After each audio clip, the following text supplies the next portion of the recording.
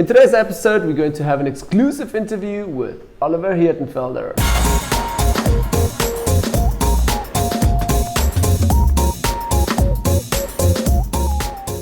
So, hi guys, welcome back to a new episode. In this interview, we're going to have an exclusive interview with a car photographer, a well-known car photographer in South Africa, Oliver Hirtenfelder. Hi Ollie, welcome to the show. Hi. How are you? Awesome, man, awesome. Great.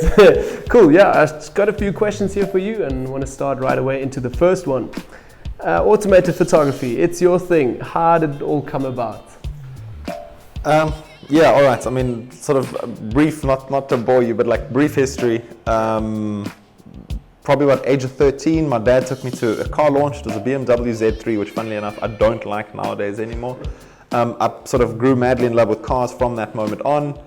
And yeah, so that was sort of the initial love for cars. And then another sort of somewhat unrelated thing is I used to skate a lot as a kid, up until sort of into my 20s.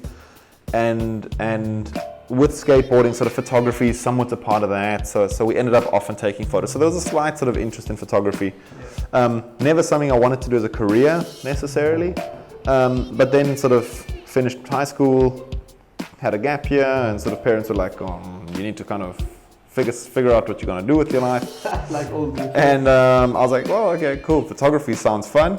Why not? So I went into photography, studied, and yeah, I mean, I fell in love with it immediately.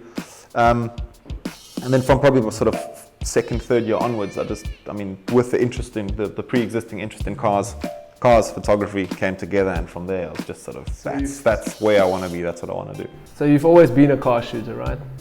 Yeah. I mean, I started shooting other stuff as well, but like I said, once I actually sort of started kind of finding a bit more of a sort of niche that I want to follow, cars was always what I wanted to follow. And how long have you been doing that already? I mean, okay, studies aside, I've been working now probably sort of about 7 odd years from my first sort of initial gig up till now, sort of what I've been working. Great. And would you say you're more like an in-camera shooter, or would you say post-production is also a big part of my whole work? It's not a difficult one, no. I say from get-go, I think for all photography, it's always a matter of get as much as you can in camera. Whatever you can do on set, on the shoot, get it done, then you've got the information done, dusted, sorted. Properly, yeah. You can always still, there are things you can do in post, there are things I will leave for post because I know I can do them better in post. Post-production should be sort of a thing that I can use rather than a thing I rely on. Unless, again, that's the initial sort of just shoot a back plate and drop something in or whatever it is. So I think it's a mixture of both. It depends on the shoot, but I'm not someone who's anti post-production anyway. I think it's a fantastic thing. I mean, I've got some images I've spent 20, 30 hours on, working on it. So yeah, get as much as you can in camera, but post it also just opens like a whole new world of possibilities. Takes it to another level again. Yeah, exactly. Yeah. Great. What are your thoughts on the whole new thing that comes in now with CGI, 3D in car photography? That's a difficult one. I think it's not going to have a big influence on the editorial sector, which is kind of where I shoot now for the most part, because editorial is still somewhat documentary in a way. You're showing what's happening with the car we've got on test or whatever it might be. But things like advertising have moved more and more into CGI. It allows more scope. Call it 20 years ago, if they wanted to shoot a Merc S-Class in the desert, they would have to take a Merc S-Class to the desert, do the shoot there. Nowadays they can shoot it in a studio and they can pick whether they want the Sahara, the Atacama or the Namib and just shoot backplates and then drop it in. So I don't know how negatively or positively it'll affect things. I just hope that it doesn't remove the photographer completely. That's sort of my biggest fear, if you will, of CGI. It is in general a very dodgy, or not dodgy, but like a very hard topic to talk about, and everybody has a different opinion on it, I think. Great. Yeah. You actually answered the question already, but what particular type of photography or car photography are you in the most? Is it more advertising, more editorial? What do you shoot in the most? For now, it's editorial. I mean, I started editorially. Most of what I shoot now is editorial as well. which is, you know, do a story with whoever it is, the journos, the editors of magazines, about taking a certain car to do something or whatever it is, which is a lot of fun. I am wanting to move, and I am moving more and more away from that into sort of more commercial stuff as well. And that's my end game. I don't want to leave editorial behind completely, but I would like to shoot sort of the big commercial jobs, you know, campaigns for manufacturers. Or so if you guys are out there. Yeah, great. Okay, so when setting up a car shoot, what is your first thing that comes to your mind? So say for instance you already know the shoot, you already have the brief from your client. What comes first in your mind that you need to do?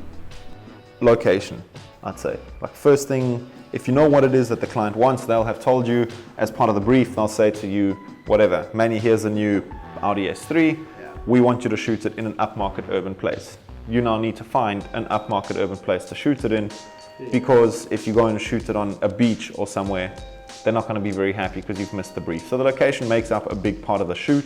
So I'd say that once you've got your brief from the client, that's the first thing that I start focusing on, because that also often ends up being sort of the biggest headache, is where do I shoot this car? And if you don't have the location, the shoot can't happen. So great. Also in terms of lighting wise and setup for lights, what would you say is your go-about tool when you're shooting cars? Is it like normally strobes that you shoot with, without strobes, lighting wise? Yeah. I mean, on location, it almost has to be strobes, especially if you're shooting, say, during the day. You can't come with a continuous light source, like a fluorescent tube or whatever it might be. So it'll have to be strobe. In studio, it's generally continuous lighting, because you can actually see what's happening to the car as you move the lights around. But that's a very sort of different way of shooting. On location, yeah, I mean, ideally, if you're shooting with additional lighting, it would be strobes. Ideally, something like a battery pack, like an Ellen Crom Ranger, or a Pro Photo is my brand of choice if you want to hire equipment, make beautiful stuff. But yeah, then sort of the light with, or lights, and then whatever lighting modifiers that you're using, soft boxes or strip lights or whatever it is. Great. And also, from all the cars that you've ever shot, what's your most favorite one that you've shot, and also the color?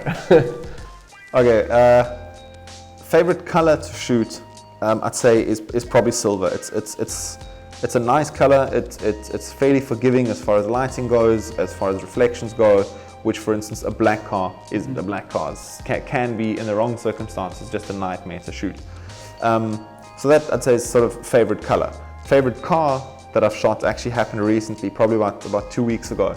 I drive a 1971 BMW 2002, which is sort of an old, sort of sporty sedan. It has a style. and I ended up photographing a 2002 Turbo, which was sort of the M3 of its day. And there aren't many around. The one I photographed is actually, as far as the owner knows, the only one in Africa. So it's a pretty special car, and it was like meeting my hero. It was just incredible seeing this thing and actually getting the chance to shoot it. The big brother of yours, actually, in a way. Yeah, exactly. Like someone has a 3 Series, and then the M3 is like the big dog. This was the big dog of my car, it was awesome. It was fantastic. Great. I actually also want to ask you, what's the best advice you can give my followers or our followers out there in terms of just the whole car photography thing? Like maybe 1 tip or 2 tips that you have that always watch out for that. Tough. Yeah, tough. I mean, like the general thing would be, I think, sort of fairly general advice. You know, find your goal, find what it is you want to do, focus on it, do your research, follow up, do things, you know, work towards it, work hard towards what it is you're doing.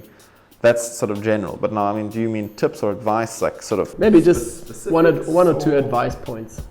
Like maybe I, for instance, always think about, don't shoot too many things. Just shoot cars and concentrate on one thing. Say, for instance, you're good in editorial, then start out just with editorial.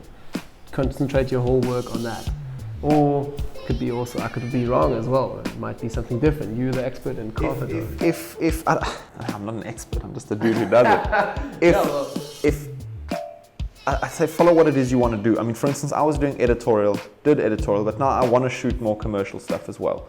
So then, and this is where sort of the whole kind of follow your dream thing comes in, is have faith in your own work, take pride in your own work, and don't sell yourself short.